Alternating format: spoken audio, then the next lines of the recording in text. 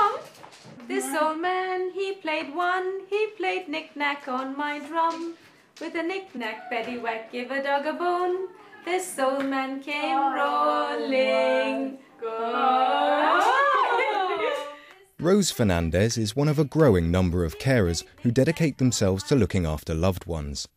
She cares for both her mother Maria, who has dementia, and her daughter Crystal, who has autism and learning difficulties. Caring for them both is not without its problems.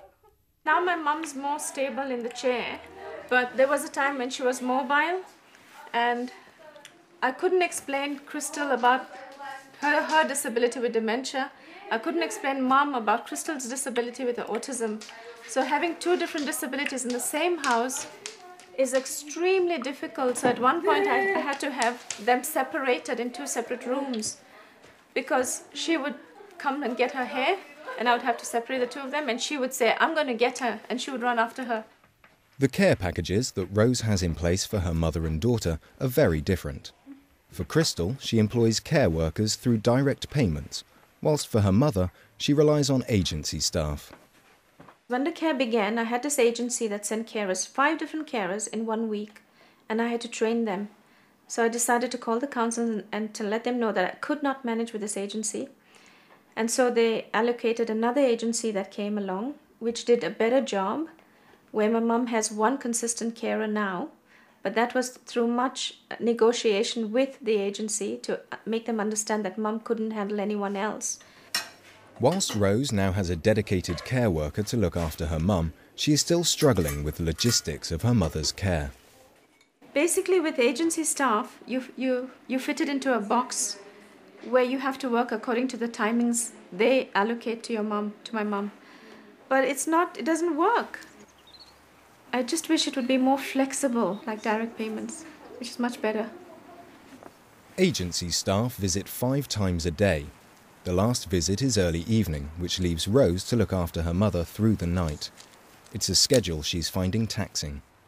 I do tend to wake up instinctively to check on Mum, hoping that she's not going to be lying on a cold floor.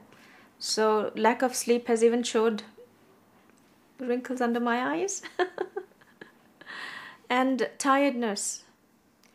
But I know that I've got to try to manage. I know that I've got to try and get through the day, and I just try to cope, hanging there 1 hour at a time.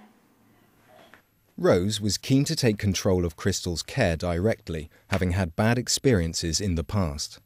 We had 4 years of her being institutionalized, which was, I would say, for me, hell on earth.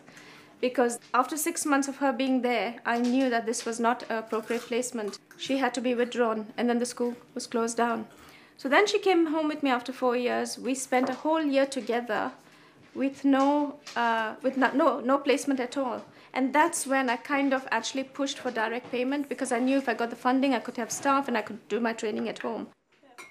Rose was successful in her application, and she now employs a number of care workers for her daughter.